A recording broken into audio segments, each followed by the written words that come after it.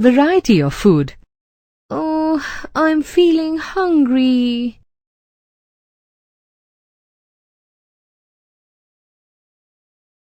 Have it. This will kill your hunger.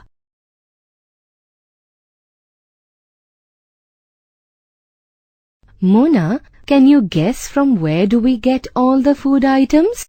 Mridul, I know that the source of food is plants, but I don't know that how the food is produced from plants. Children, in this lesson we will learn about variety of food and from where it comes. Friends, look at the food.